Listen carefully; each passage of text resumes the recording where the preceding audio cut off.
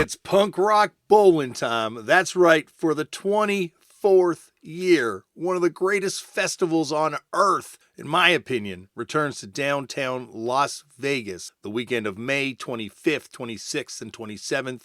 I have had some of my greatest times playing this thing and just hanging out at this thing. You want to know how much this festival speaks to Turned Out a Punk's mindset? The headliners are Devo, Descendants, and Madness. Every day of this festival, the lineup is stacked with amazing bands of all types and stripes of punk and hardcore from all different eras, from ska to post-hardcore. We're talking like Bratmobile to Rock from the Crypt to Stiff Little Fingers to the Cosmic Psychos to Scowl to Chad.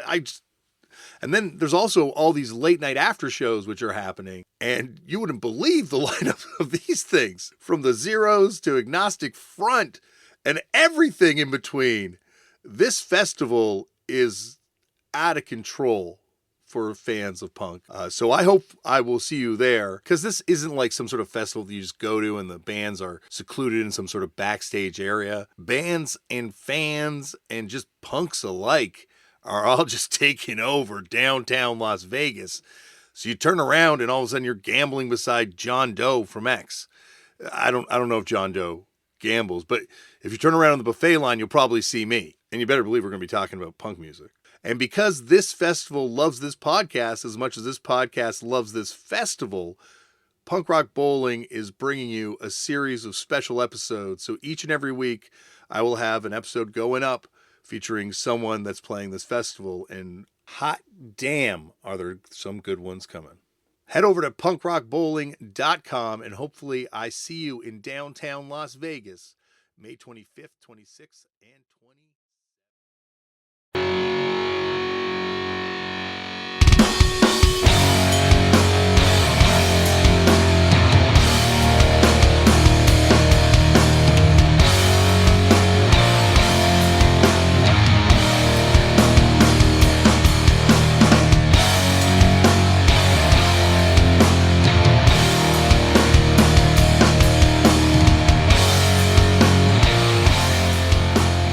Hello, everyone, and welcome to another edition of Turned Out a Punk. I'm your host, Damian Abraham, and once again, I'm bringing you a conversation with someone who grew up listening to punk, may or may not still be involved with punk, but had their life changed by the genre in a major way. And today on the show, not one, but two amazing guests from the band Gossip.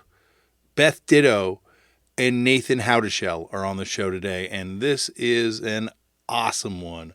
More on that in 1 second, but first, if you'd like to get in touch with me, head over to the email address turnedoutapunkpodcast@gmail.com. That is run by my brother and show producer and guest booker extraordinaire, Tristan Abraham, and he will get the message to me. Thank you, Tristan, for all the hard work you do. You can find me on Twitter or Instagram at Left for Damian. There is a Instagram page, a YouTube page, a TikTok page, and a Facebook page, all for Turned Out a Punk. All those can be found at Turned Out a Punk on their respective platforms. If you want to support the show, tell all your friends about it. Let them all know that you enjoy this podcast. You can also check out the band I play in. We are called Fucked Up. More information can be found at fuckedup.cc. We have new records and shows that are going to be announced and all sorts of stuff. The work never ceases over at Fucked Up HQ. So go over there and check out some stuff, if you will. All right, on to today's show. Today on the show, as I said off the top, it's an amazing episode from the legends Gossip. Nathan and Beth are on the show today, and I first met them way back when through Judd from Sex Vid. Judd, the lead singer of the, I guess, legendary hardcore band as well, Sex Vid, was formerly the manager of the Gossip, and when he became friends with Mike from Fucked Up, when the Gossip came through town, he's like, I want Fucked Up to open the show. So we opened the show, bummed out a lot of people that day, but Nathan was super awesome and came up and was really supportive of our band, and Beth as well, too. So catching up with them all these years later, well, first of all, I was blown away that Nathan remembered so much about the show, but also it's cool to see, I guess, where we all have gone, but certainly where the Gossip have gone and kind of the place they occupy in music. Like, I really do look upon this band as being a kind of watershed moment and a real change that kind of happened, not just in mainstream music, because they, of course, kind of broke through to that whole world and stuff, but I mean, also on an underground level, like we talk about on the show, so I'm not going to, force you to have to listen to it twice. The Gossip do have a brand new, fantastic record, which you can pick up. I guess it's available everywhere now. Real Power is the name of this thing, and it's on Sony, and it's the first record the Gossip have put out in like 11 years. So they are going to be going on tour. You can find out all those tour dates online now. I believe so far it's mainly the European stuff that's been announced, but I'm sure there's going to be North American dates to follow. And if you have never seen the Gossip live, they are one of the all-time great live bands, an incredible force to witness in person. This is a real fun episode to get to do. Nathan jumps on it again. We were supposed to do a second part, but Beth couldn't come on, so just Nathan's on for the second part. But you'll hear it towards the end of the show. You'll hear it. It kind of gets explained. Also, pick up everything that you can find on Fast Weapons, the label that Nathan did. A lot of good stuff. We talk about it all. Not all of it. There's a lot of good stuff on this label. We talk about a bunch of it in a second. So at the risk of being redundant, just check out stuff on Fast Weapons. Check out stuff Nathan's going to be putting out on his new label as well, which we talk about in a second. And that's it. I'm not going to ramble on anymore. Sit back, relax, and enjoy Beth and Nathan from The Gossip on Turned Out a Punk. No, Damian, I wasn't kidding. You've got to record the whole time. You're going to list the best stuff. Oh, he just started, so we're good. Now we're good. Nathan, now we're on. You don't need, hey, Nathan, he didn't need you in his corner. He's grown, all right? Why don't you calm down? Oh, you're right. You look nice. Did you get some good sleep? I did. I got good.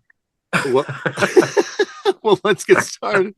I am very excited to have both of you on this podcast because as we've been talking about off air, we have a common connection in the fact that I have opened for your band. Well, I'm a huge fan of your band. That's an injustice.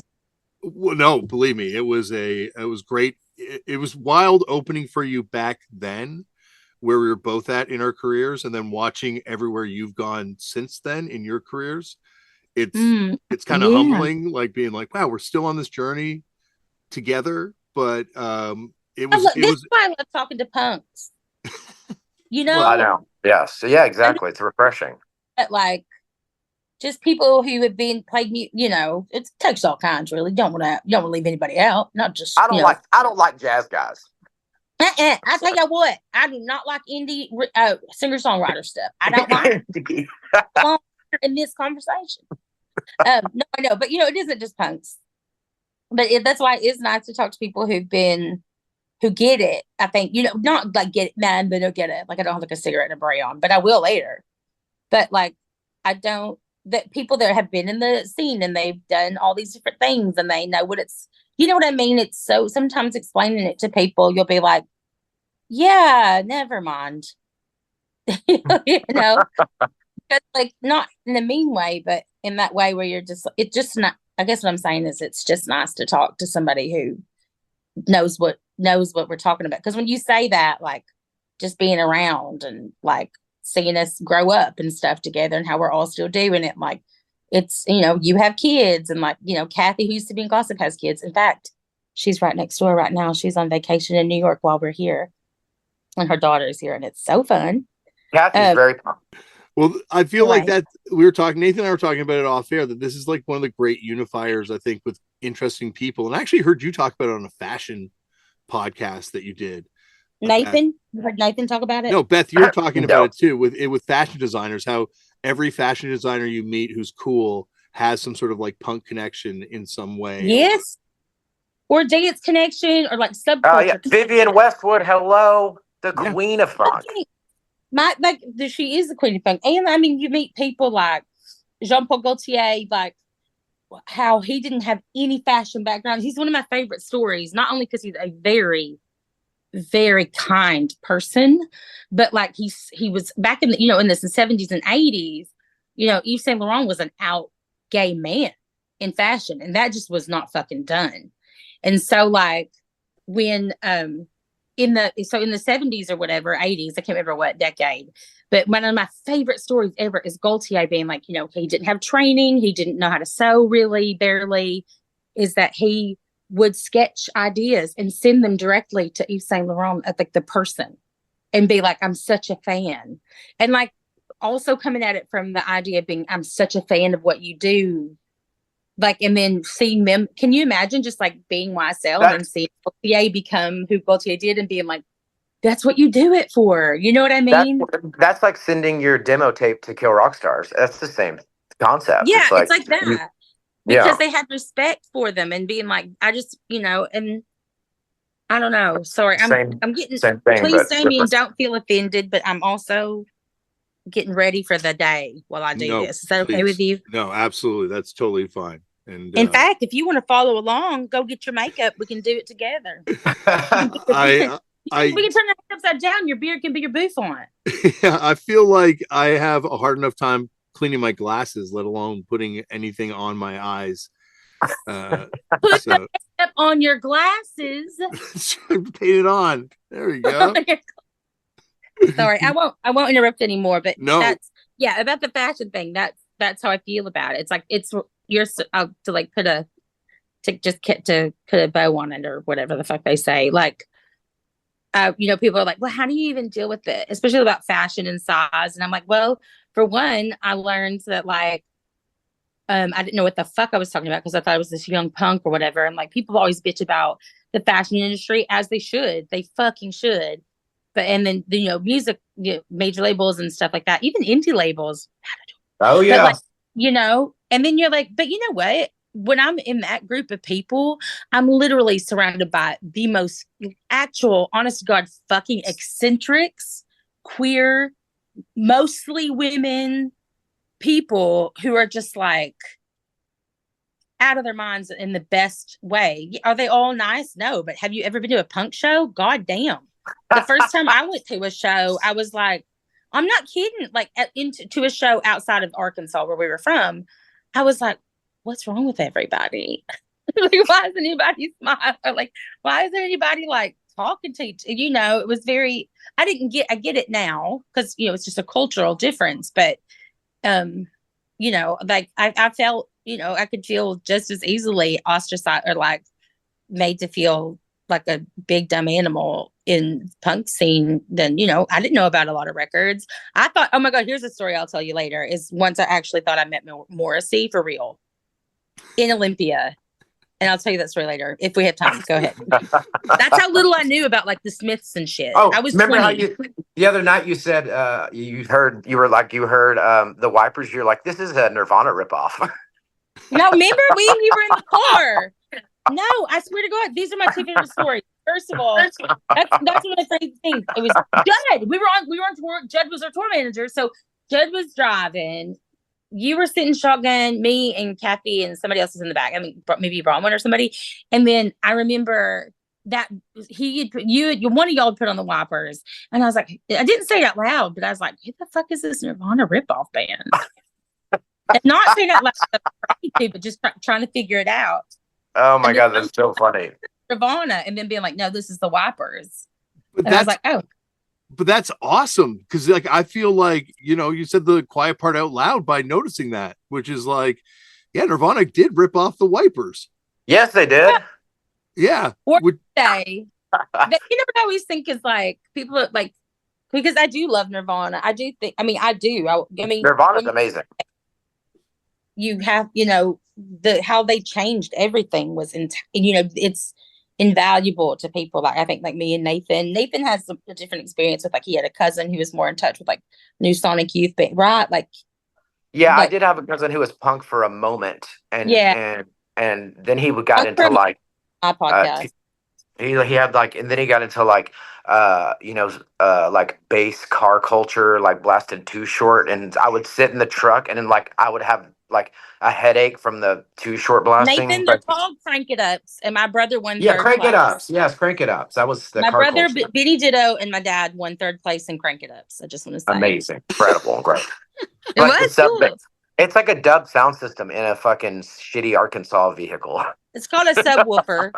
Yeah, I It's called a know. subwoofer, and that my brother, I'm not joking, invented the honeycomb design that went into the back of like small sedans. That's incredible. That's amazing. I Well, mean, it wasn't patented, but like I remember he went to the Crank It Up one year and it had invented this honeycomb speaker design, and then the next year you could buy them, which is all Crank It Ups are. Interesting. I think it's like places to get people together where they're making this incredible sound shit, and then people manufacturers figure it out. You know how the man works. And yeah, it's the absolutely. Arkansas version of like a dub sound system sound clash event. It's crazy. Inside of a fucking shitty truck. Hilarious. Yeah. Yeah, Mazda. My dad did it. My mom and dad did it. My mom and dad, I wish it was my dad. My mom too. My dad and my brother did it a few years in a row, and it was in the shittiest fucking Mazda every year. I remember once it didn't go in reverse. But they And my had dad badass took us through speakers. a Hilarious. flood. My dad drove us through the flood in this fucking Mazda. 4 kids. Amazing. The water was coming. It didn't go in reverse. I was like, well, hell, I hope it loops around at some point because we are going to die, Dad. Yeah. Anyway. Now this is like me thinking about demolition derbies, but we should keep talking about music, I guess. Well, go on. Sorry, I didn't mean to cut you off. No, please. You're going to have to, for one, you're going to have to cut me off. You're going to have to. Well, if you want any information. Well, I find this stuff fascinating too, and I do find that that's like a natural thing that kind of happened post Nirvana Green Day flare up. That there were like a lot of kids that got on board that were on board for like a hot minute, and yeah, these flare ups are like they became jocks again like a year later. Exactly, like, and I think here they got into the Tragically Hip, which is a very Canadian only thing, but I heard of Tragically Hip, and it always makes me think. I don't know. I don't think I've even heard that band. It made me think of an honest to God hurt hip. I think they were like never really popular in America. Huge stadium band here. You had hair when we were kids. I had hair. I had a little bit of hair, but and no beard. You didn't have a beard. I didn't have a beard. I remember you now. I feel like there's a you're thinner. I think I might have been. Well, it depends when you saw me. I was definitely heavier and thinner at different times, but I'm telling you. But their band was really, really good. We played with them in Toronto, and I think you talked to the gal that played bass for them that night. Sandy. Yeah, Sandy. We're all still in the band together. We were one of those bands. Right. Yeah. Yes. Yeah, we had another guitar player for a minute, but now we're back to sort of the original 5 of us, and how does that feel? God, it's weird. It's weird to be like kind of I describe it as like a middle class band, and I heard you describe upper middle class is your current economic situation. I feel like being a middle class band. Honey, that is country rich, baby. Exactly. I feel like that's the thing, though. It's like this weird moment in music that kind of exists post Nirvana. There's a little bit with like you look at Husker Du and the Replacements and sort of this push REM, but like push towards it. But like this idea that you could be not a pop star and yet make it as a band that kind of like works to pay the rent. Was like all of the. I'm sorry. Go ahead. No. You go ahead. No, please go ahead. I was just thinking, for me, the moment that I realized you could do that was when we went on tour with Sleater-Kinney. And I always say to people, like, because, Nathan and Cappy and Jerry are friends. And there are a few other kids that are awesome and great too, that we still talk to. From, Searcy. I'm from Judsonia. So let's get that clear. Just because once somebody at Judsonia kid was like, why do you always say you're from Searcy? And I was like, I don't, you know what? You're right. I'm not. But it, because back, down there, it's a different vibe. Searcy's more hoity-toity.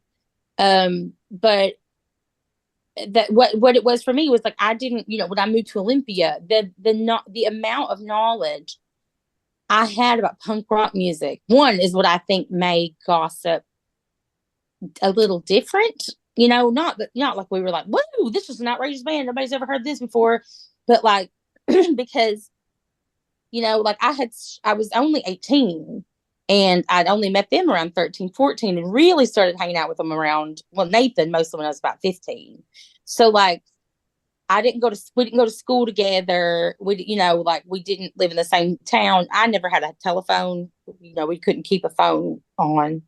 So like my connection to them was different. So I was listening to like different stuff, but anyway, so it was just different. So I didn't have as much knowledge of what Olympia was going to be like. I didn't know the entire backstory. I didn't know, like I remember here's an example of how little I knew.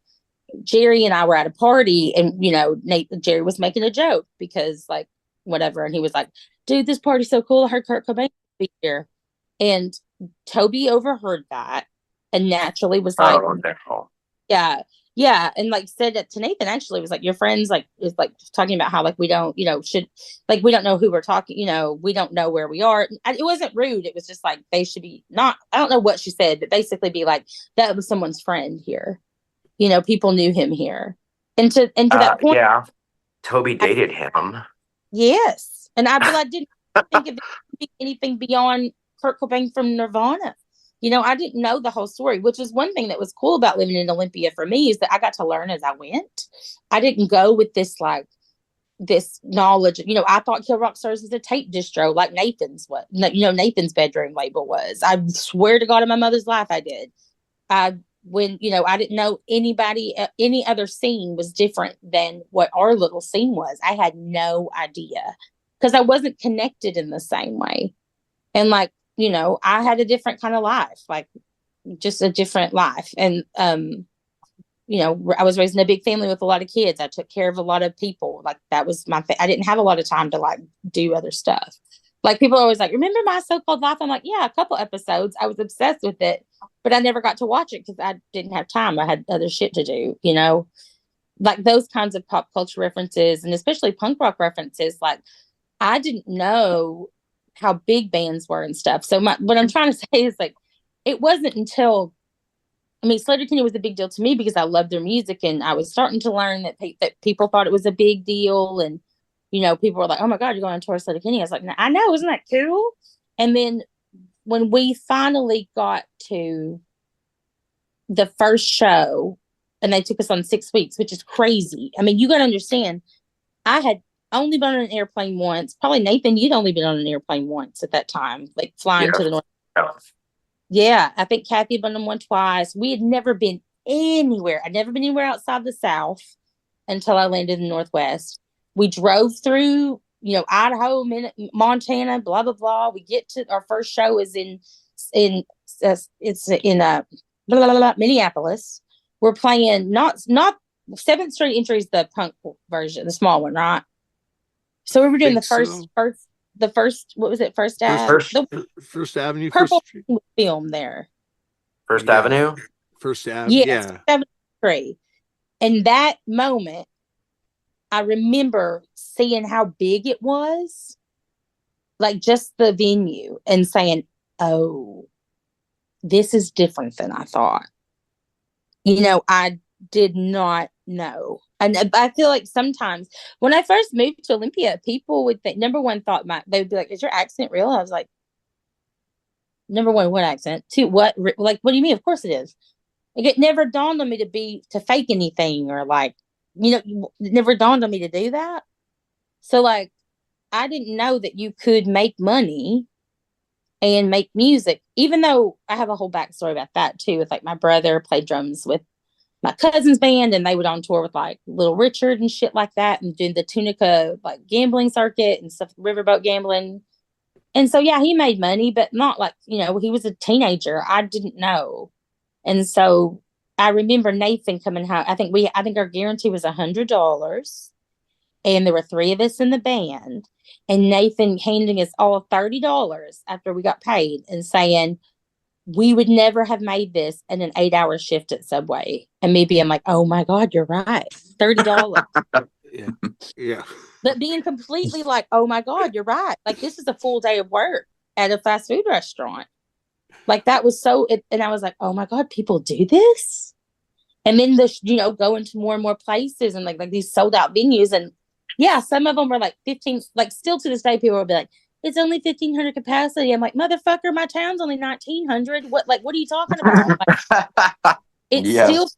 feels like that way to me. Like like that's the thing that never goes away. But that was when, like, you know, I did not realize that there was a whole subculture of people playing music, making a living, because you are taught that if you're not, you know, when you grow up, you think if you're not a pop star or whatever, that's only two ways to be famous, you know, or like whatever the fucking word is. Like, you think, you see people in magazines and you think they're in limousines, and they weren't, you know. I think that was the thing.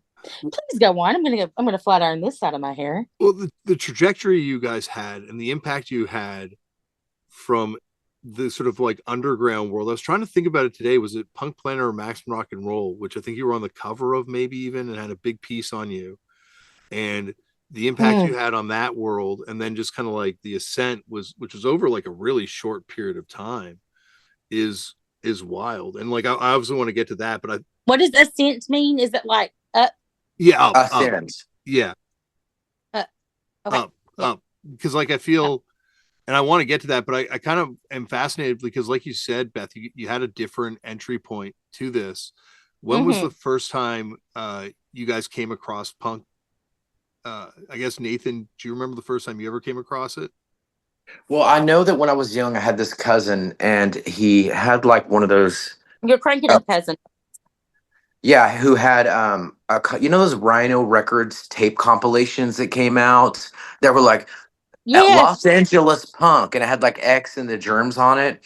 And I remember hearing that, and that just blew my mind. And from there, and I was also I was like a skate rat, so I used to go to this place called Fred's, and I bought an issue of Thrasher magazine, and it was just over after that.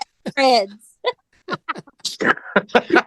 You know, like they had like a feature on the Frumpies and the Notes from the Underground section, and like I remember reading about, and they had like, and I started writing people. I was writing. You know, I lived on a farm in this town and didn't have a lot of friends. And so I started writing. I looked for the pen pals thing and found mixtapes through that way, and was sending tapes all over to people, and people were sending me tapes, and it skyrocketed from there, you know. But I went into the like pen pal sections, and like, yeah, I'm interested in punk. Want to trade me a tape? And so I was always writing letters. And that's how that's it. It went off the rails since then. My favorite story, one of my very favorite stories, is when I heard a few years after we'd moved to Olympia, and I was talking to Maggie and Toby Vale, the sisters, and Toby was working at the mailroom at Kill Rock Stars, and Maggie was I don't remember what her job was. She had like an office job at Kill Rock Stars at the time. And she was just telling me, she's like, when we first met Nathan face to face, we literally said, "Oh, you're Nathan." Because he was always, buying whatever, or like sending letters or asking for things. And like, I just remember thinking that was the sweetest story. Like, I would save my, I would like, lunch money. Okay. Save a few days, order a 7-inch. Yeah. And I was writing Kill Rock Stars, and I was a big mail order kid, you know. It was weird because you had things like that Los Angeles punk comp show up on Columbia House, and then all of a sudden had access to this thing, which had some killer shit on it, that LA punk. Totally. The Zeros, Germs, and like crazy that you could get that shit, and you could find that at like Hastings and Walmart in Arkansas. I remember I found in the dollar bin. I specifically remember being really young and finding the Velvet Underground Andy Warhol tape, and it was a cutout, and it was like 50 cents, and I thought it looked cool. And I listened to European Death Angel song, and it scared me for days. I like took the tape out. I was like, what is this terrifying music? Mama, you can have a house.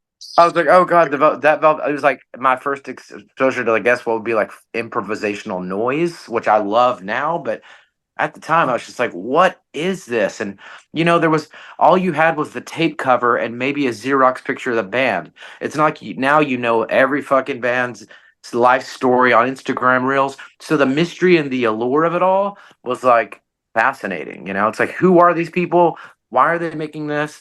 I've got just this shitty. Maybe there's a picture of them on the inside. You have the lyrics and the tape cover, and that's all you know. Mhm. You know. And the beauty, I think, too, of that, like what you're saying, like how much, like that is all you had, and how much you had to rely on your imagination. For me, Yes, to fill in the blanks. well, what was incredible about that time, and I think probably for a lot of people in a lot of scenes and stuff, and it's still got to be like this for people around the world in different ways. It's like, you know, I feel like one thing that was so funny about this little scene that Nathan had created, and Kathy and Jerry and our friend Mark, a lot of other, a few other kids, was that to me, it was theirs and our interpretation of what we thought a scene would look like. So it was like you had these very, very mutants.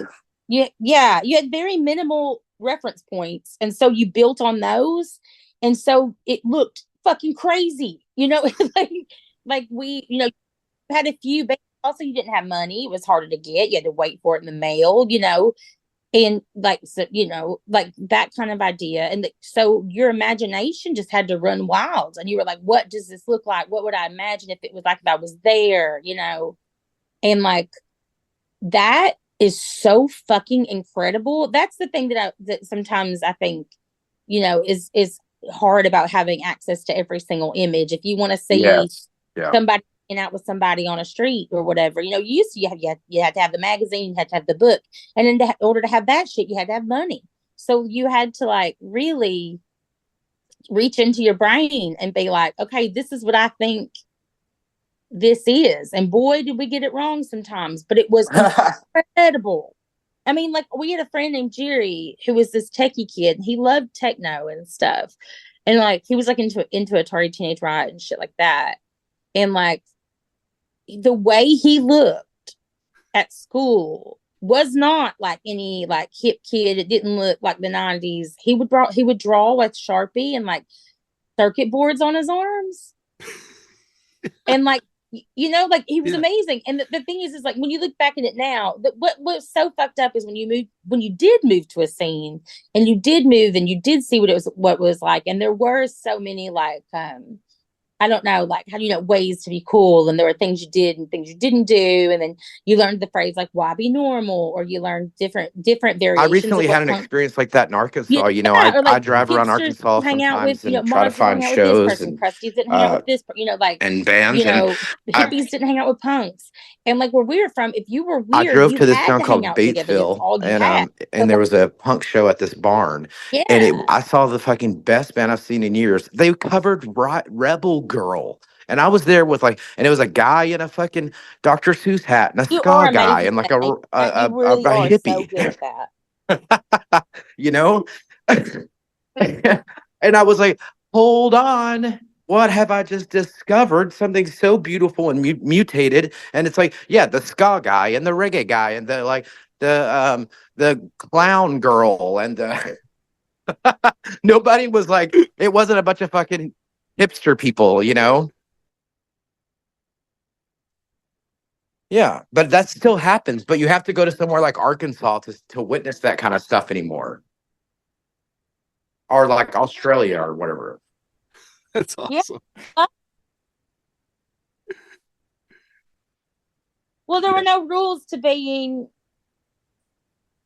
whatever. It was like, yeah. And there still are mutant underground. I love that about you. I love that you do that in Arkansas. Drive through the woods to find them. Like, listen, Mom, don't tell anybody I'm home for about 3 days. We're gonna watch history documentaries, and then we can go finally see the rest of the family. It's just a big, big family.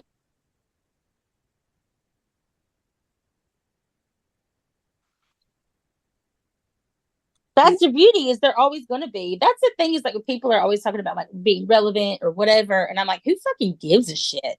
Like it's the biggest waste of time. It's like, okay, I guess, I don't know, I don't really care. I totally get what you're saying though, because that's like the that's the same way I kind of I look, there's like a lot of geographical privilege in being into this stuff where like Yeah. depending on where you're from depends on how your access was at that point, whereas it's still important. It's still, like Nathan's saying, it's still there, it's still relevant to kids, just the access to it's completely different now. Like you can be a kid and be in a bikini kill no matter where you are. It doesn't matter if that was just Mhm. your only exposure to it is in seeing it on a soundtrack to a movie or something. Yeah. And also that's so powerful. I can't, it's like, I think about that kind of stuff all the time. I wonder what it's like to be a kid now. I wonder how much of the snobbery can be taken out of it. Like, because back then it was like, I guess, I get this idea that there was this protection of something that you had to protect, that you built, that like you had been treated like shit your whole life and you wanted to protect it. And you were careful about who you let into your circle, And then, also, sorry, let's be honest, punk scenes are full of insane people in the best and worst way. Like, we're not always batting 100. Like, so we're very protective. But I always wonder right now, like now, I'm just like, is it still that way? Is it more open? Is it more like, are we a little more maybe warm? You know? I think you got to be now, because I think like you're saying, there's like because punk had this natural aversion to authority, and because Mm. it was like this little protective thing, there was a lot of weird sketchy shit that went down that was protected. Yes. And I feel like that behavior isn't as protected now. Maybe I'm just being in a very rose-colored glasses kind of way, but I I feel think like I know what you're saying. Like it was the word insular.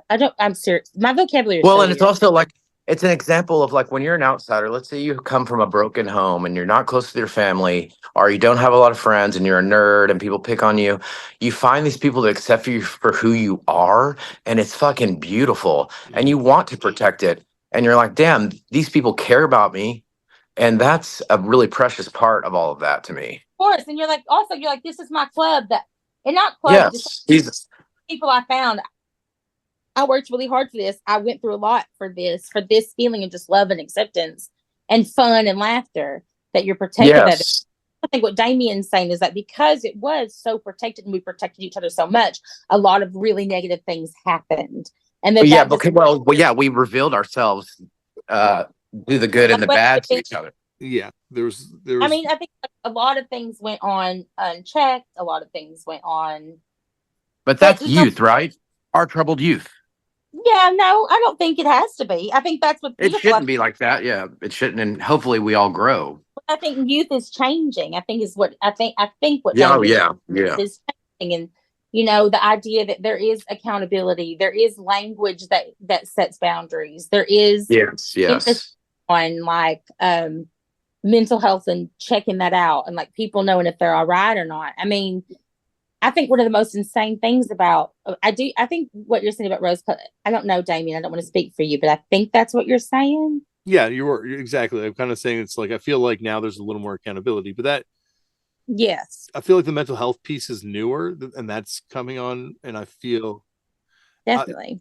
I feel like there's a lot of stuff that with drug use or just mental Yeah. health use and shit that just Drug wasn't. use, sex abuse. Yeah, I think yes, drug use, mental health for sure. What's wild, I mean, is that you're talking about that, because I've been talking about that with someone recently, about how like somebody I respect so much, and just like talking about how we are as a subculture when we're younger, are what part of what made us creative and work hard and do crazy shit that you'd never do before, and like maybe reckless even. When I'm not just talking about drugs, I'm talking about like things going on, the way that people saw the world and reacted in the world, and like lived like things that back then you were like, when we're 18, 19, 20, even up to 30 or whatever, and being like, yeah, whoa, crazy times. And then now it's like I'm 43, I'm seeing people still do that. And I'm like, okay, so this was not them being a punk rock kid. This actually is a problem, not a problem. I don't want to say problem. That's not the right word, but this is actually a serious, this is a really serious issue that needs to be dealt with. And now, because we are a subculture that attracts personalities and does attract, it can attract a lot of drug abuse, mental illness, because we are dealing with people who are broken, or coming from people who, we not only do we accept and love people with mental illness, but we encouraged it at a time when that's what it was. That's what you did. You were crazy. You were like, what? I'll jump off a bridge. What? Yeah. Crazy. I was thinking about. Now that, sorry, one more, just let me finish and I'm done. But it's now that we're older, we're starting to be like, oh, wait a minute. We've all stopped jumping off the bridge and going, woo. And these people are still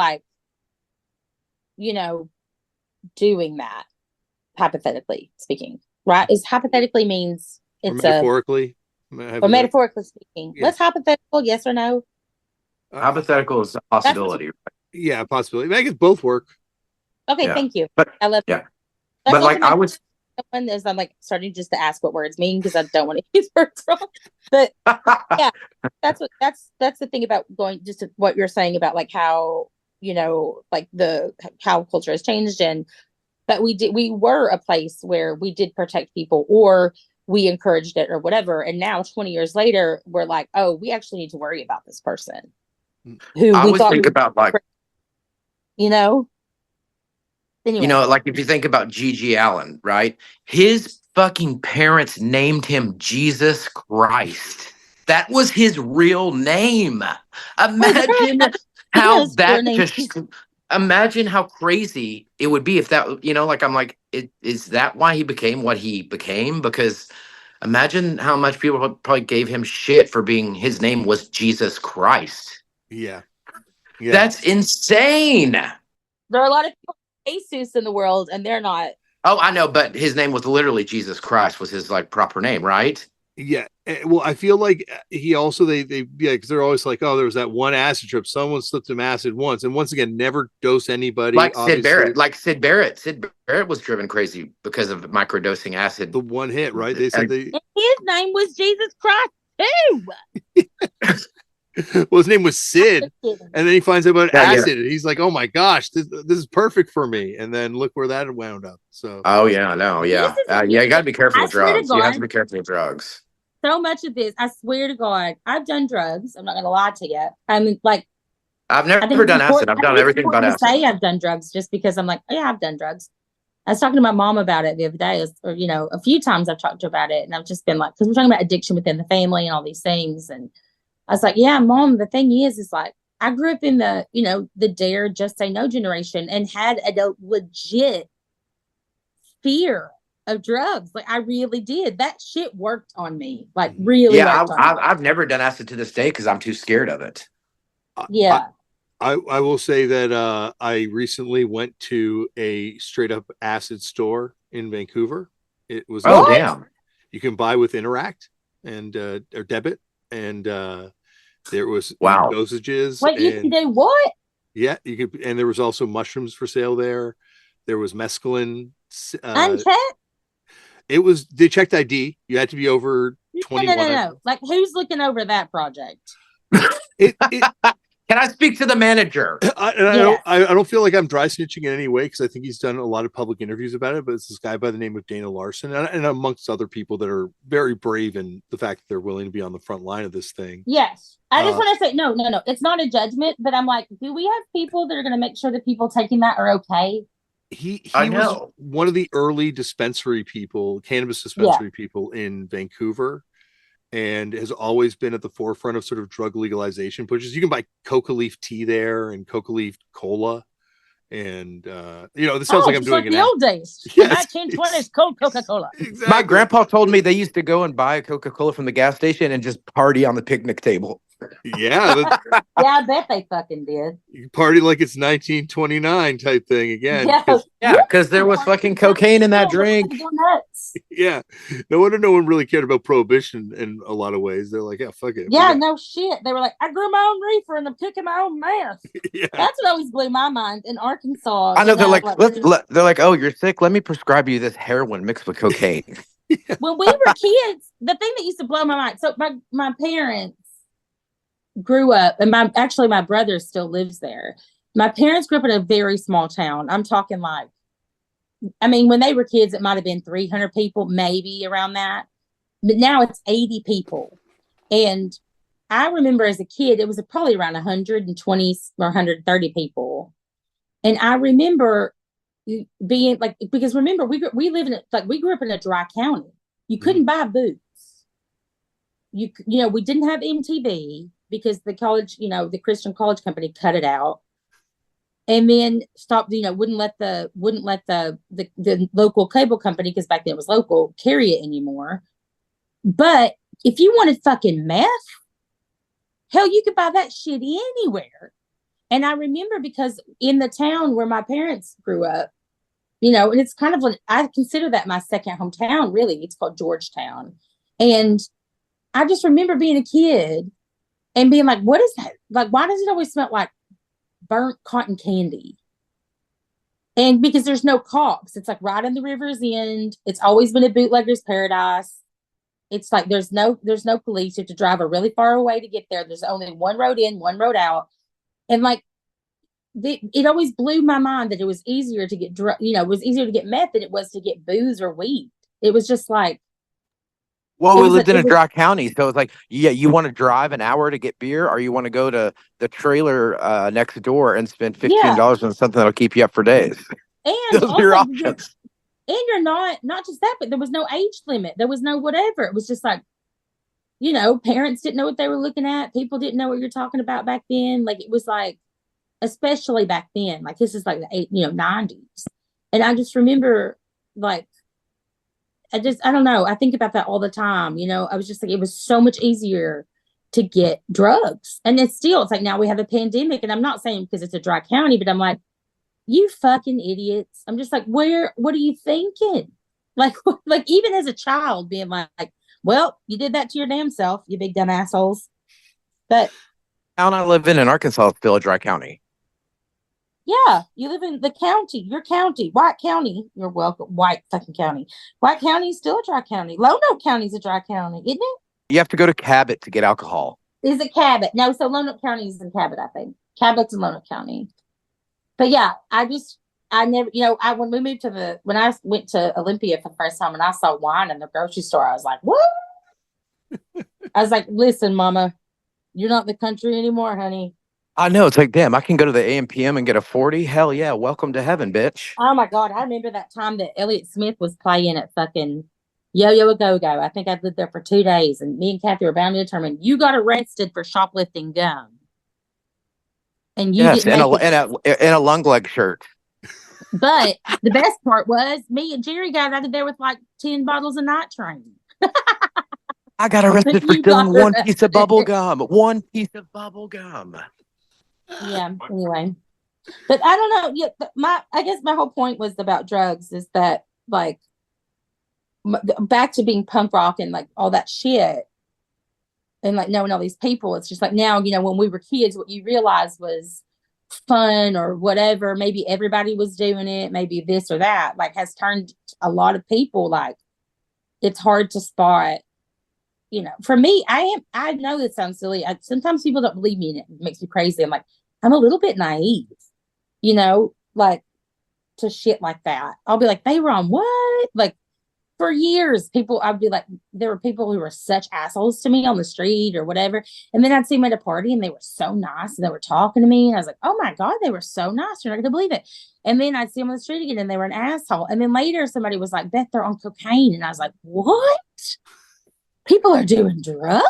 I honestly couldn't believe it. But I mean, I don't know what's right or wrong. I think a lot of people need a lot of different drugs, but I worry, you know, now that we're older and there is like mental illness that like I was saying, when we were young, it was par for the course. We were just kids being idiots. And then not even talking about drugs. I'm just talking about mental illness, you know, like things that felt normal because we were all just a little bit wacky and doing fucked up, wild, crazy shit, fun shit all the time. And now I'm like, oh, like this, it makes me think of like the 70s or like what people I talk to now who are older than us, like in their 70s and shit. Like I try to like reach out to them because like sometimes I feel like I don't have a mentor or something. Like I feel like I went through a lot of things, with my bandmates and stuff. But I always felt like I'm just like, okay, now we're like now we're this is happening, A, B, and C, like has this happened to you? Like I know, you read the stories that they're in books. It's like classic punk rock stories or this, and then this person died young, and shit like that. And I'm like, hey, was there anything that made you go, I was worried about that person. I wish I would have said this, or what did you do? Did people talk about it? Like, do you look back on it now and think differently? Like, what would you tell me? Like, what would you tell your 40-year-old self? 43, I suppose. What would you tell you? I mean, Amy Winehouse was more Sid Vicious than Sid Vicious. Oh, yeah. It does draw people that need it to it, punk. There's no reason, right? And I think that's why I find both your journeys so interesting. Maybe damage comes with the territory. Well, I think so. Like Nicole Panter, I always quote this, but she was on the podcast and she said hardcore was Nicole Panter, the manager of the Germs. And she's one of the people that started Western Civilization and the Pee Wee Herman show. Yeah, she started she's in decline, and was one of the people that started Pee Wee Herman show way back when, and she's like amazing. And she was saying when she was on the show, sounds terrible. Just kidding. Yeah, she's like, it's amazing. She's like, punk is people with trauma at times inflicting that trauma on other people to inflict that trauma. But I mean, like, it is people with trauma drawn to it, and it's people it's people that need it. And I think that's why I think your journeys are so interesting, because it's not the easiest thing to find, and it's not the easiest thing to kind of like get involved with. And especially like you're saying, you're in a dry county where they don't have MTV. Like, penetrate. I think it was harder to penetrate sometimes for me. But yes, no, you're right.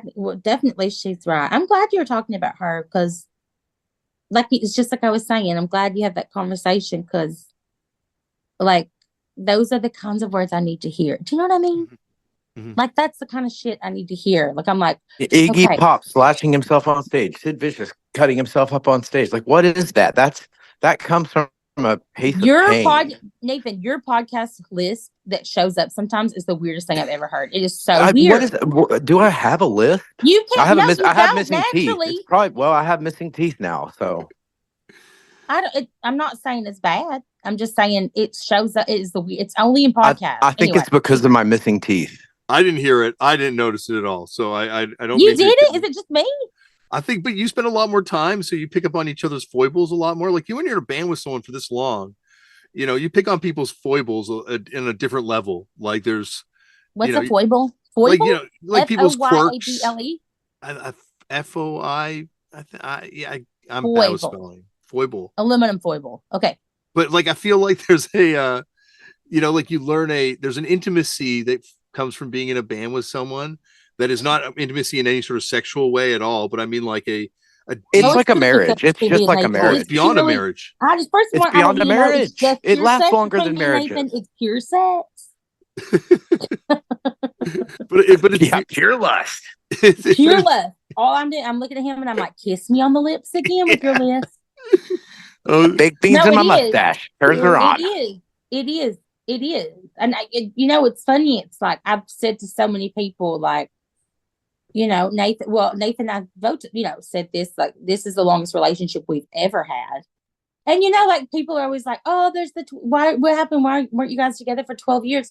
And, what's funny to me is like, it's hard to explain to people and you have to give them a story. That's why I love doing like podcasts with you right now, like the podcasts like this, because I don't really have to explain it. It's like, well, for me, it was just like people needed a story. You tell them a story and then you're just like, here, take it. Like, but the story is so much more complex than that. It's just like, we had shit to do. We had lives to live. We had people to take care of. People died. People were born. Like I never doubted in my mind once if Nathan loved me or if I loved him ever, ever. And then, well, that's sweet, Beth. Thank you for saying that. Thank you for hearing that, Nathan. But also, I love you too. I love you too, my friend. But also, like, I get really defensive of him too, boy. Woof. Like I so many times have said, I'll talk to him any fucking way I want to, but you better not, don't even try it. Like, I will eat somebody's lunch, but I'll scream at him and it's fine. But like, we've been through a lot together. We've hurt each other. We've said a lot of mean things to each other, have done things to each other. Like, there's something very special about it. And I think that's like being bandmates, but also like, it's a thing, I'm not the punkest person. I never have been. Like, I'm not like, I'm a punk, like, look at me, whoa. Like, but I'd always prefer to crochet and hang out with kids. It just sounds more fun. But like, I think with like, when you just grow together and you've literally the one person you've seen the entire world with, that's Nate, and we used to work shitty fast food jobs for 6 months, save up money, and we'd be like, here, how about this, fucking take my hand, let's go all over the world together, let's go on this wild adventure. And Beth was like, sure, I'll do it. Yeah. And people aren't so open to that, but it's like, hey, let's fucking do this thing. Let's go all over the world and go to these places. Let's take a risk. Let's not go to college. Let's work at A&W Root Beer and Subway and McDonald's. I worked at both of those. and then let's leave and go off. Let's go see the world together. I mean, damn, that's beautiful. Just like with no promises, like it might fall apart. Well, shit, fuck, all right. Like, I think that's what makes it hard now, even as an older person, to be like not with Nathan, is because I think that's part of it. People don't understand that, Damian. I think you'll get that you're just trust. You lack trust, and also just being like, trust takes building. You have to build trust. And also, like, if it fails, who fucking cares? What does that even mean? It's like, I don't give a shit. If it fails, we still have each other. Yeah. And we'll still be doing it somehow. And that's fine. If I have to go work at a daycare and whatever, like, it's fine. It's all right. And it's like, if your label drops you, if whatever happens, it's like, what are you going to do? What can they do to you that's worse than that's already been done to you? And I think it's hard to explain. Nobody dies when you burn the fries. Hey, quote my mom. That's my mom's quote. That's Myra's quote. My mom was a nurse she was a nurse's aide. So it's a big difference, but she was for 32 years. And then her body couldn't handle it anymore. So the only place she could get a job was McDonald's. And she was like, nobody had ever been even like being rude to her. No one had ever been meaner to her, even taking care of people's sick and dying parents than the people at McDonald's, like the customers. And so she just started saying to people, nobody dies when you burn the fries. I worked at a McDonald's in Olympia, and it was all ex-prisoners, and they all had like 3 teardrop tats, and they were so fucking mean to me. Well, maybe you'd die if you burn the fries. I almost died because I did fucking burn the fries once. I tell you what, though, what was I going to say? Oh, that reminds me, Nathan. You want to hear a really funny story about Nathan, Damian? Yeah, what's that? Okay, so be careful what you say. What are you talking about? I'm not gonna like. What stories do I have about you? I'm like, you're not gonna believe this. Anyway, no. This one time when we were in Olympia, Nathan was a magician at finding random jobs that there's no way I ever would have stumbled upon. Not a magician. I was a psychic hotline. That is what I was gonna say. He works for a psychic hotline. They literally were like, just make shit up. Imagine calling a psychic hotline and it's Nathan.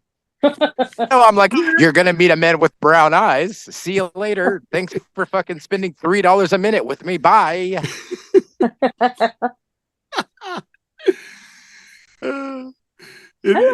it's a totally different kind of relationship than anything else, because it's not like it's like a marriage. It's like a sibling relationship, but it's also like a creative partnership. It's a business relationship too.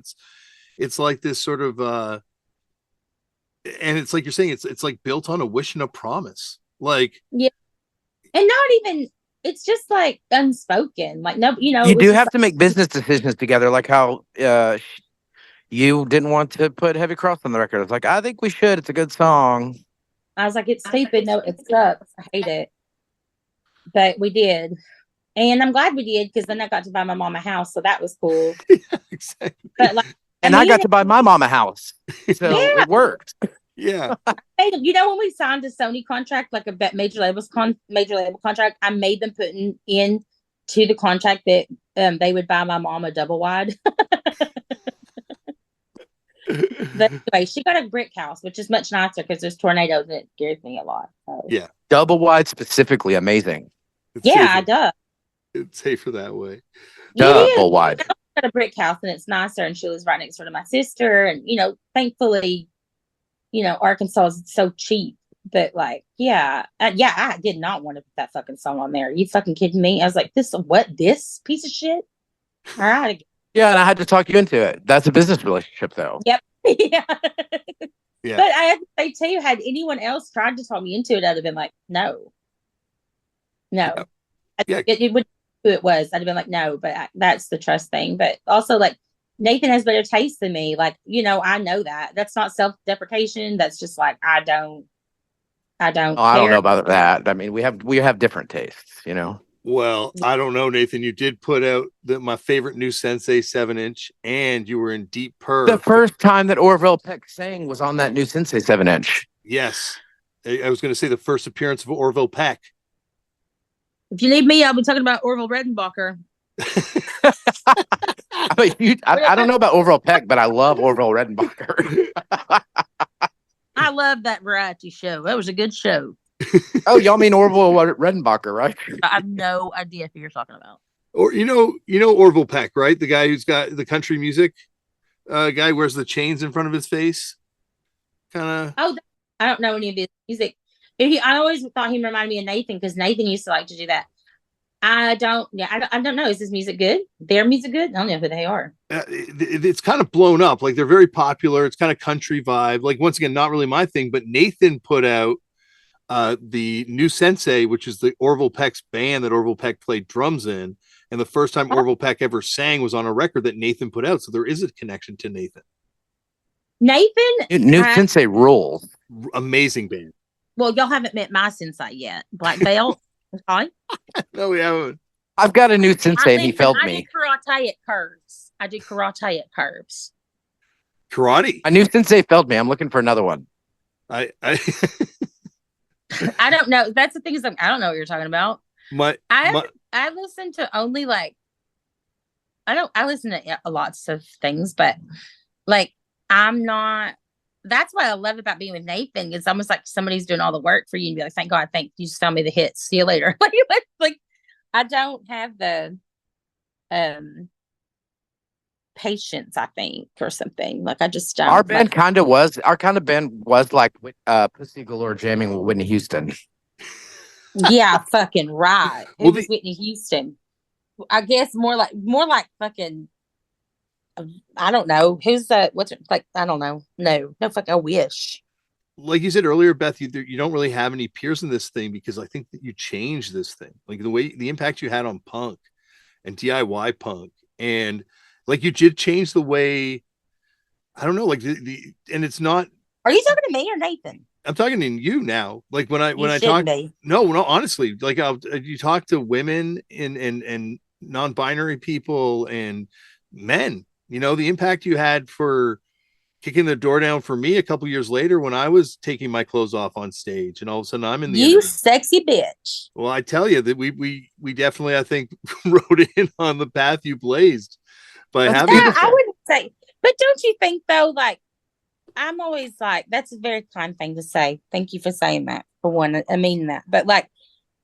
You know how I always feel that people are saying that, and it's like, again, it's so much nicer to talk to people like you understand. I'm always saying I was just reflecting the scene I was a part of.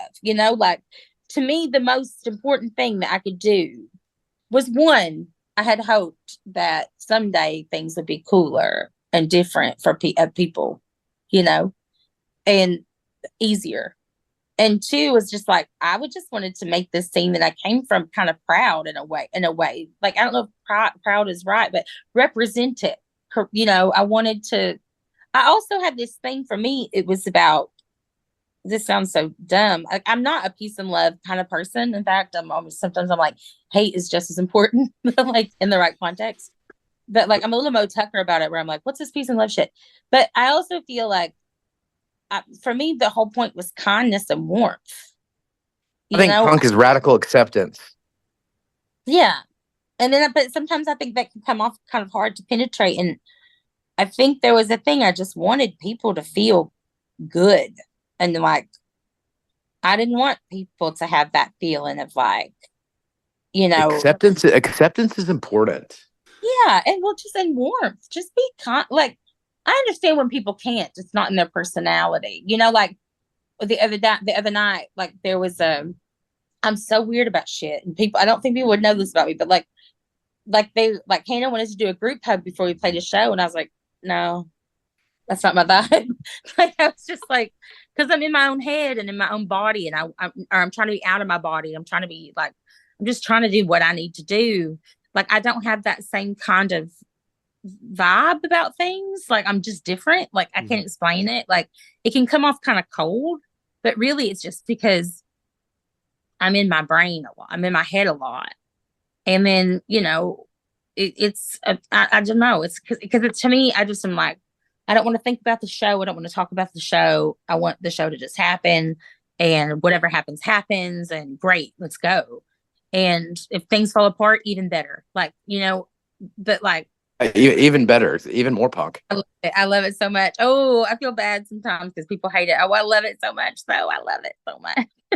Like, I wish.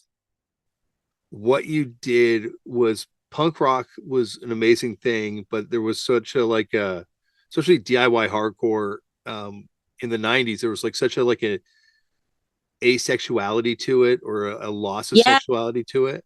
It was almost Christian in very a much way. Very puritanical. Yeah. And I think because I'm from a queer scene, well, you know, we went from to Olympia to the queer scene. It was so ramped up sex to the next level. And like, that was part of it for me, was that there was this huge liberation for me coming from Arkansas and coming to that. Also, you know, my mom is like the fucking best. Like, she's so cool. And compared to like the conservative South and the conservative Arkansas, especially small towns, you know, my mom was like, you want fucking birth control? Your friends want fucking birth control? I'll take them to get fucking birth control. Let's go. Like, there's no reason why they have to be, you know, it's like, fuck it, whatever. That was my mom. But like, and is my mom. But like, for me, that's what it was. It was like, yeah, because that whole hardcore thing, like I met boys like that, mostly boys, mostly dudes. And like, I was always too much for them. Like, I just remember thinking like, that's why Riot Girl felt better to me, or like the GCC, like people like Fugazi, or like people like, you know, the Makeup, Nation of Ulysses, like bands like that. Like, I was like, oh, I feel so much more at home in this. Like, I feel like there were other like hardcore bands and stuff that just made me feel like I was like yeah. And like, I love my grandma and my sister, and I'm like, what's wrong with y'all? Yeah. And I'm also just like, why are you treating me like it? You know what it felt like? It felt exactly like, sometimes worse than when we got older. We were in a big, you know, playing these big old festivals, and then it would be like us and then these big rock and roll bands, and those rock and roll bands treat us as exactly the same. And do you want to tell the Kings of Leon story? Never. I'll tell you that privately, okay. Damian. Okay. Yeah. It's a good one. It's a really good one. It's really good. It's really, really fucking good. I'll tell you that privately. I'll text it to you. But like, I always felt like if I ever met Henry Rollins, he would fucking hate my guts. Well, the other night, Lydia Lunch told me that Henry Rollins is a pussy. I mean, kinda. I mean, I don't know him at all. I don't know what that means, but that was hilarious. So here's my dream. I'll leave on this. I have a dream one day, because he also is always talking shit about fat people. I'm like, fuck you. We can go to the fucking gym like a jock. Fuck off. He's the Joe Rogan of punk. Yeah, he is. I think he's been on Joe Rogan. But I've also been like, but I do have a dream where he picks me up, but like under my arms like a baby, and he can't bend his knees, and he just picks me up and puts me in the air and then just puts me right back down. That's my one punk rock dream. Have fun on your tour, Damian. Oh, But you're going on tour. I'm not going on tour. Oh, we're going on tour. Never You're mind. going on tour. You're going on tour. Have fun with your actually real stable, beautiful life with your child and your wife. No, believe me. Damian, I'm gonna have Moya send you my phone number, send me pictures. Yes, okay. Absolutely, please. And yeah, like let's talk again soon and let's set up this follow-up thing because we didn't even talk Deep Purr. I love that song so much. Oh yeah, the split with US Girls. Yeah, that song's sick. But this has been awesome. It's actually called Us Girls. So anyway, bye. Let's talk soon. This was so much fun. This was the best interview I've time. ever. This is the funnest interview I've done ever. I never want to get off the phone. Well, it's not over yet. We'll continue this. We'll continue this thing. It literally still is not over yet. Okay, Yeah. bye. Yeah. Bye. Nathan, as we're just talking off air about incendiary performances, yeah, that KLF one is an all-timer. Insane. Yeah, it's got to be. I mean, they shot blanks into the audience and then had like dead sheep bodies, and they were with extreme noise terror. I mean, what? They were like there's certain bands when like they get incredibly popular, like it makes sense. There's like a reason why this band becomes popular. But there's like other bands where you're like, this is like a glitch in the matrix. And the KLF. Yeah, they actually like refuse to follow the societal norms of what it takes to climb the way they climb down the ladder on purpose. Yeah. That's thrilling. It's yeah, because it's like it's kind of the opposite of what most people do when they get into the music, or what motivates most people in the music industry. Yes, exactly. And that's fascinating. Like, did you ever hear that story about how, that guy Aphex Twin, I think it was a band called Jesus Jones, wanted him to do a remix for him, and the manager came over and he just gave him the first blank CDR he could find with like some random song on it and handed it to him. And Madonna asked him to do a remix, and he said he would if she would get on all fours and squeal like a pig into a microphone. Oh my God. There's definitely like a vibe. What is this, like this art prankster stuff I enjoy, It's like art pranksters that get famous and they just troll the world. Yeah. Like there's a sort of to just get to that position and have that, okay, I don't give a fuckness about the entire experience. Just be willing to like blow it up for yourself is just, there's a bravery to that. I mean, it's probably like self-destructive and negative, but it's highly entertaining. You don't see that anymore. People are so ready to capture the bait and go with it and do what everybody else tells them to do.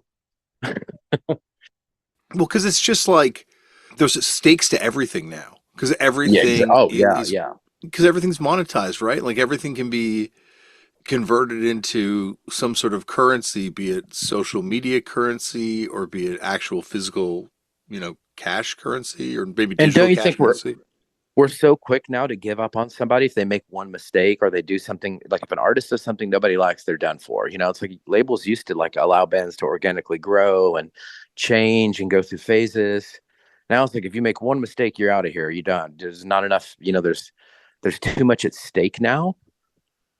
Yeah, maybe.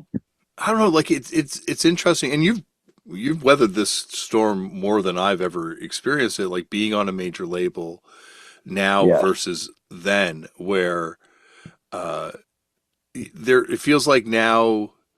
I don't know what is like that experience like to be inside that thing. Like, is there pressure that's like different than when you were on independent labels earlier on? Yeah, I think I think we've been really lucky to like, they let us do whatever we want, actually. Like they let us design the merch and make stuff that we want to. And some of it's maybe controversial and they're cool with it. But yeah, the press and all that stuff we just did this press tour and I was like, oh man, Beth's doing like 9 interviews a day. And oh God, it's like, I mean, I can't complain. We're lucky and blessed to have this situation in our lives and we make a living from our art. That's amazing. But yeah, the major label thing is interesting. But they're cool with us. I mean, they allow us to really be ourselves, which I don't know. I thought there'd be more of a backlash from the label towards us, but they've been cool. And so, you know, it's like, it's interesting. Yeah, like we talked about it before. Like, there's certainly fuckery that happens on the independent level with labels, and so Oh yeah, I mean, indie labels are not all good no, either. They're no, not all like upright, uh, businessmen or whatever, are business people trying to help their artists. I mean, we had incidences where we were on an indie label, and me and Beth were living together working at McDonald's, and I went to the label. Maybe I shouldn't say the name of the label, but I went to the guy who was running it. And I was like, do y'all even owe us like $100 for all these 7 inches and records we sold? And he just picked up a piece of paper off his desk, the first one he could find. It's like, no, you're in debt. See you later. yeah, yeah. Well, it's interesting. I had a conversation with someone recently on the podcast, and it was, he was kind of adamant that people shouldn't expect to make a living off punk or from this music, and I was like, that's true, but there's certainly people on the label side and people on the booking side of these shows and people on, the make selling you gas for your van side that all expect to make a living off this thing. So Yeah. Yeah. there are people clearly that are able to make a living off this thing. Yes, absolutely. And it's wonderful to be able to do so. And I think however that can manifest for a band, I think they should. I think if you feel all right with it and you can do it with a good conscience and you're able to be free in yourself, then I say go for it. Yeah, I was talking to Chris Shiflett from the Foo Fighters, Oh yeah. and No Use for a Name, not to undersell that Yes. part of his career, but Yeah. I was like, do you think No Use for a Name could have gone to that sort of next stage if you guys had been on a different label, or circumstances had been slightly different? I was like, not the Foo Fighters level, but just like that kind of like next stage of success or whatever, commercial success, I mean. And he's like, oh my God, no. He's like, we didn't have the work Yeah. ethic, like the drive it takes to be a band at this level is ridiculous compared to being a band at that level. Yes, totally. Yeah, it's interesting. I mean, I always think about how such a fascinating time in the 90s when like the Boredoms got signed to Warner Brothers Yes. because of like their connections to Sonic Youth and Nirvana, and like, that's interesting. That was an interesting time. I think that was a nightmare for a lot of bands because like labels were like, here's a 7 record deal or whatever. But it seems like, I don't know. It seems to me like more risks could be taken and people would enjoy it. It does to me, like. It's funny because like there's this sort of I don't know, it's like nobility in the idea that you like shun the commercial opportunities that represent your band and Yes. you stayed pure to Yeah. it. But there's a life cycle to your band on an independent level as well, where Yeah. people are going to get sick of what you're doing, and if Yeah.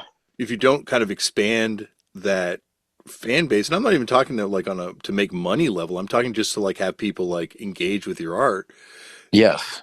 there's going to be a point where you're just not really playing to anyone anymore. Yes, totally. Yeah, there's a cap. There's like a cap on it. Yeah, Uh, and that's like the reality. So like even these bands that where it didn't work out, and I don't mean anyone that got really screwed over, but at the same time, like if you had that opportunity to kind of take a swing at it, you got to experience being in a band at that sort of highest level for even a moment. It's like, well, there's a triumph in that too. yeah, totally. Yeah, and I think it's different for every group, and depending on what the members want to do with themselves and their life and how dedicated they are to the art and the touring. I mean, it's not easy. You fucking have to basically tour yourself to death, Hmm. and it's like, but it's interesting to me how, yeah, just because the indie label is indie doesn't mean it's ran well or ran in a way that's honest. Hmm. And the same is true for major labels, I think. Yeah, yeah, absolutely. And You know. I don't like I've never been on a major label. I think our name precludes us from ever experiencing it. Yeah, exactly. Yeah, parental advisory forever. Yeah, but being on Beggars was kind of like I feel like a little bit of a taste of it for us, Yeah. Hmm. and just how many people are working on a record or how many people are just involved in this. And it's just, it's amazing because it is an industry. And I mean that in the sense that there's people that are doing this because they love music and they want to find a job in it. And so they expect to make a living off it. So I can completely understand why it works the way it does. Yes. It's very interesting. It's like I've had some run-ins with some of the bands that I released on my label, Fast Weapons, my little crappy punk label, where they left the label and like got signed by a much bigger label, and they would like they reissued the record without my permission. Whoops. and and it broke the band up. And they wrote me and they're like, we are so sorry for leaving you behind, and we took a chance on this bigger label and it's ruined our careers, and they don't even want to play music ever again. Yeah. And it's like, damn, that fucking sucks. When the labels like when a label's like what a label does to a band makes it so they never want to play music again. That's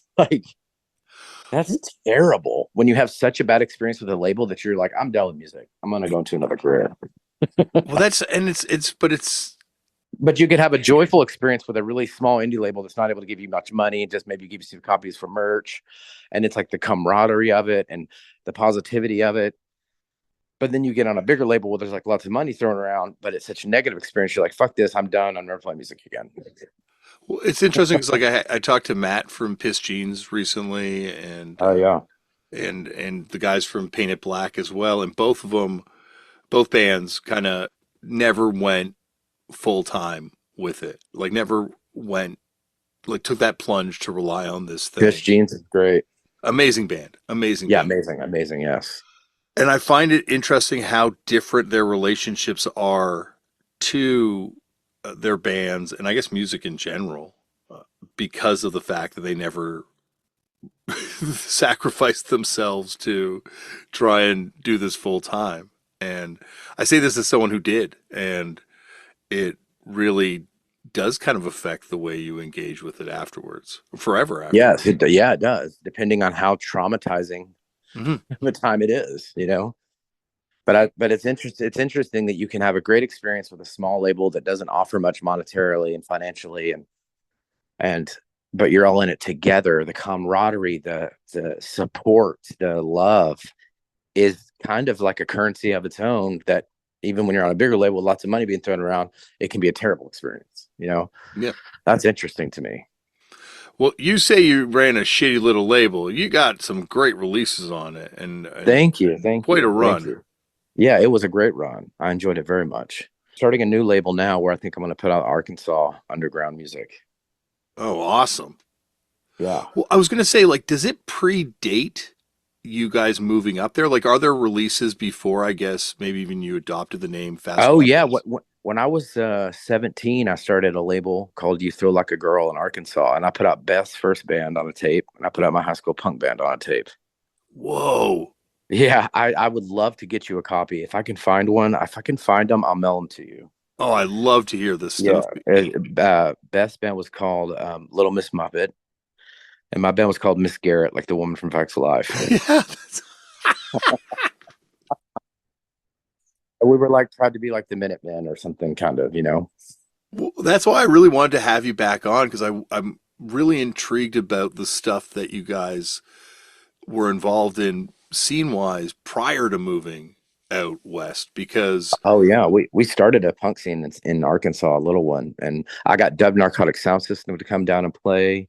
I tried to set up a show for the Murder City Devils, and they just drove past the town and were like, "We're not playing there. See you later." And we were like, you know, so it was cool. It was fun, you know. And we were fucking teenagers, you know, and it was like 10 of us, but we had the time of our lives, and it's a very beautiful moment. because you mentioned finding that Thrasher magazine and hearing about the Frumpies and starting to write and going from there. But like, was there any semblance of a punk scene? Because I know, like in Little Rock, There was zero yeah, Little Rock had a great punk scene, and I got to go to some of those shows, you know. And I saw Universal Order of Armageddon, you know. I mean, there was lots of fucking great shows in Little Rock, and man, a bunch of people died, fentanyl overdoses, various things. Yeah. Kind of killed the underground here, and it's starting up a little bit. We're doing I work with a friend who has a house, and we call it the Parasite Garage. You know, like the Paradise Garage, but the Hmm. Parasite Garage. And we're doing house shows and punk shows and noise shows there. So there's some building, and there's a cool, vibrant youth community. But yeah, it used to be amazing in Little Rock in the 90s and 80s, you know.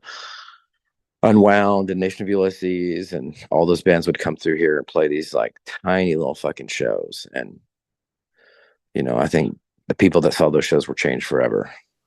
Because there's I guess this is pre that, but like, there's like sobering consequences and Iconochrist and Yeah, Trusty. yes, Trusty. No, Trusty went from Little Rock to DC to be on Discord. Hmm. You know, it's like, yeah, Christ, amazing. Um, Unbelievable. Oh my God, one of the yeah, greatest of yes. all time. File 13 was an incredible Arkansas label. File 13. Okay, I don't Yeah, even know that. look up File 13. That's some really great stuff. Yeah, there was a really vibrant scene here in the 90s, late 80s, and it just kind of just dissolved. Well, like you said, the one thing that I guess we talked about it last time too, it's like trauma is this sort of reoccurring part of Oh punk, yeah. and Mhm. I get the opioids are from the Oh yeah. beginning, right? Like I it's know. The drugs are the brutal part, I think. You know, it's like if y'all could just no, I'm like, how about this? You know, you want to drink some beers, all right. How about nobody do any drugs? You know, what's it's like it's just too easy to fall into that trap, especially these, you know, yeah, like we talked about, punk people are usually traumatized, isolated, loners, apt to just self-destruction and addiction. and it's also a very self-aware genre in Yeah. the and in the way that it like self-mythologizes, Oh yeah.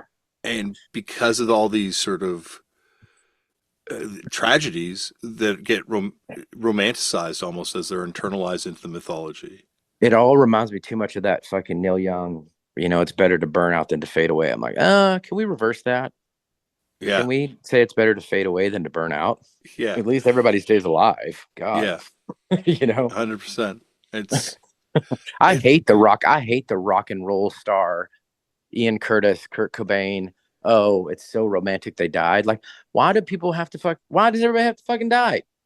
Well, you know, like, can't we enjoy it while it's here? Why do we have to romanticize this art and pain connection? And I think that it is true, but I don't think it has to be true. Yeah, it's almost like this like I don't and excuse the over sexual side of this metaphor with this, but it's like almost like this emotional edging where Whoa, yes. people want to get as close as they can to a tragedy without actually experiencing the tragedy. I wonder about that. Is it because normal people, okay, I use that term loosely, but you know, okay, let's say like normies, people who don't necessarily play music or have creative outlets and they work 9 to 5 jobs, but they love music and they want to find a part, they want to so connect with this thing and they're okay with like living through others' tragedies and not having them on their own. So they don't, you know, it's interesting to me. I don't Yeah, I feel like understand it. why that is. Well, I think you're there too. Like I feel the same kind of thing with that because it's like there's this but it's not even just normies. Like I think it's until you experience this tragedy up close Yeah. and know what it's like, because that's the thing about these murder podcasts or these Oh yeah, I know. Yeah. you don't actually get to feel like what it's like to be the family around these people that die I or I think what some people say, what they don't have haunted houses in third world countries. yeah. Yeah. You know, it's like when Yeah. you have the pain already, you don't want to go in the haunted house. You don't want to fucking what are these like regular ass people who've never had any trauma in their lives are like, let's go to an escape room and be locked, fake kidnapped. Yeah. What Yeah. is up with that? This American like we're so hungry for danger. I think it's yeah, and it's in the music side, the way it manifests is this sort of internalized continual self-destruction in the name of just like being part of this sort of history. Like, yeah. But it's like, look at you, you've got kids, a wife, a beautiful family. You're still making music. You're still writing about, talking to people about punk and interesting, dangerous stuff.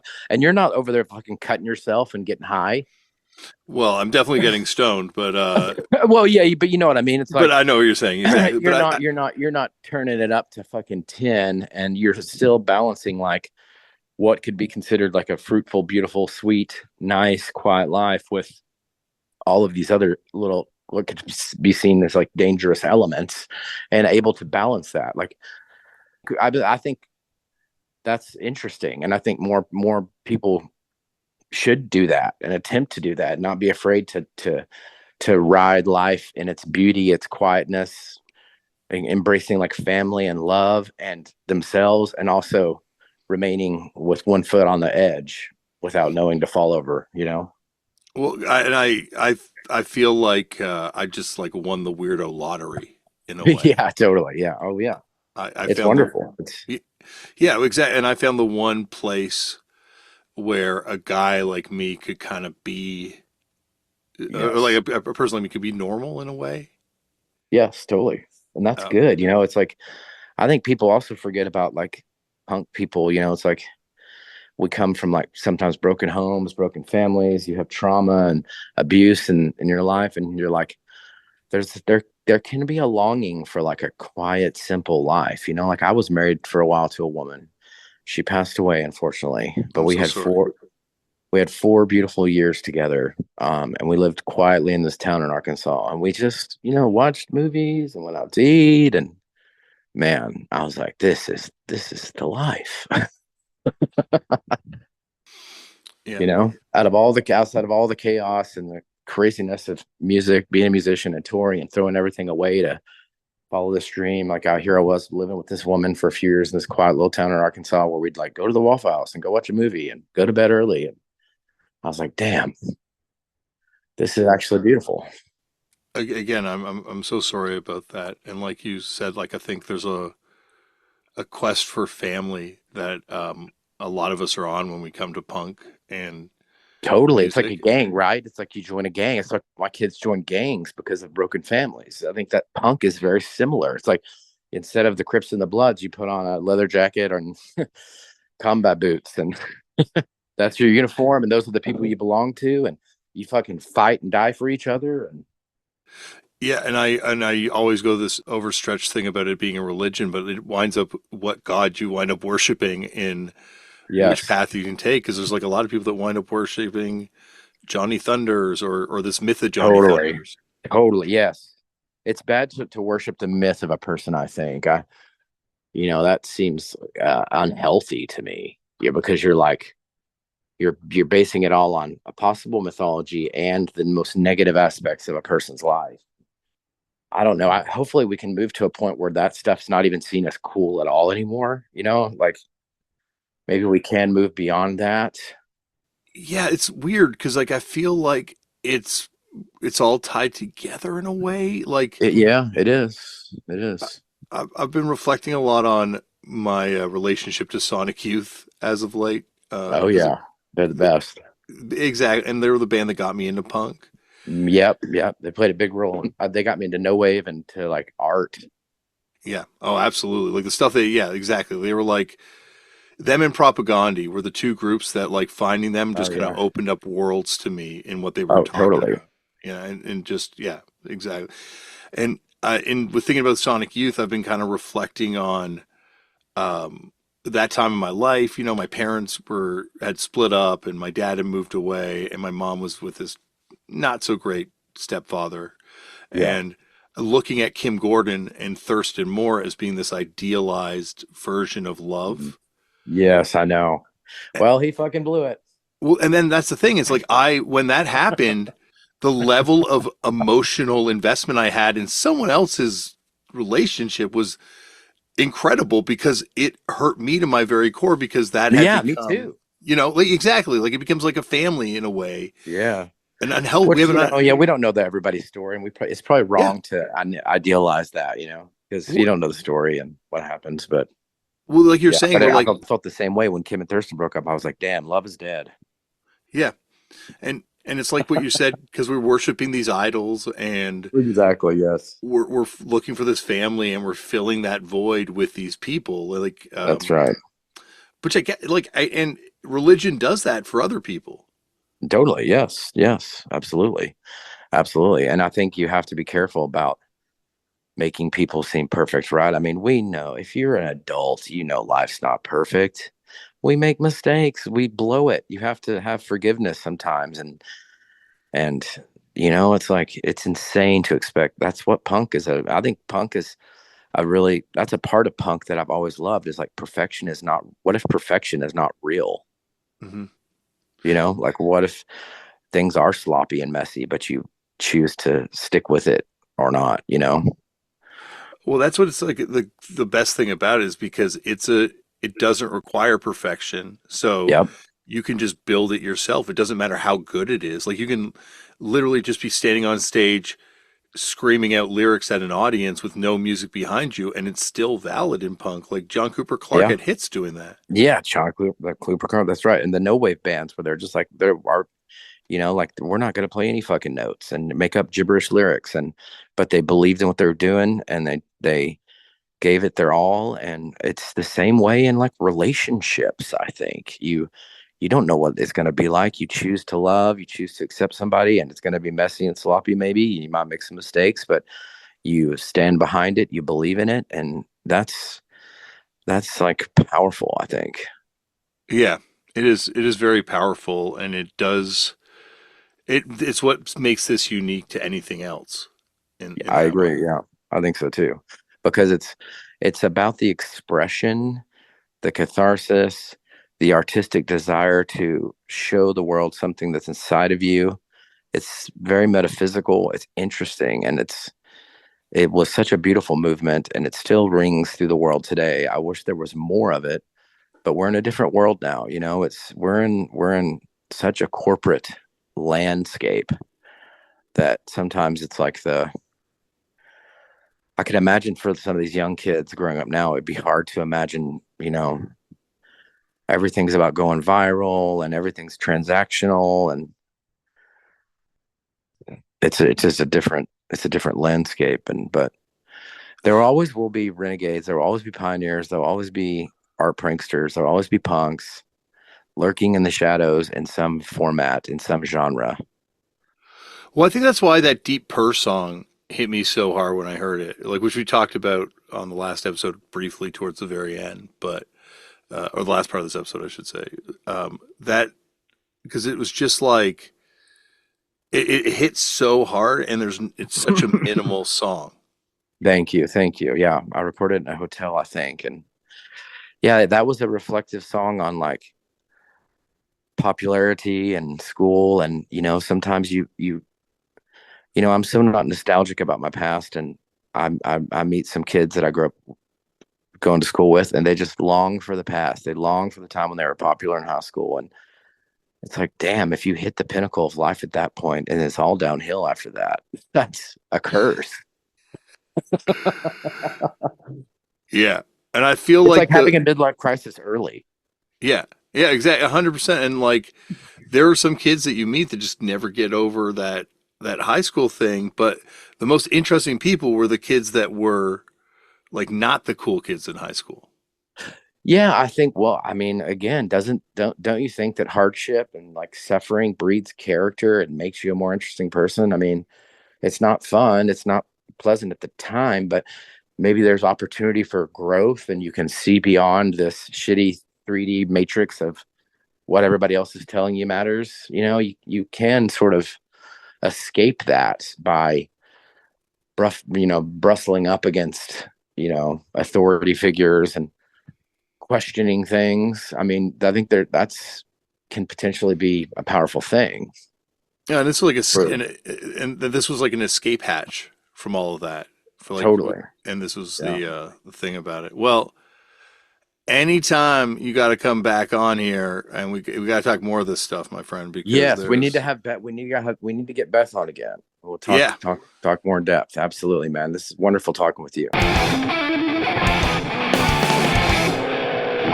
Thank you, Nathan and Beth, for coming on the show. And you're right there. We got plans in the future to do more. And so it will happen one day.